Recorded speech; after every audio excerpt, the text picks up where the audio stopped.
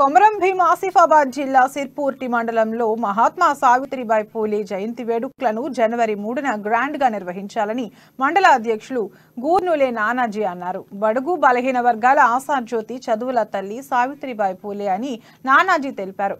SC ST BC minority వర్గాలకు చదువును అందించిందని గుర్తు చేశారు.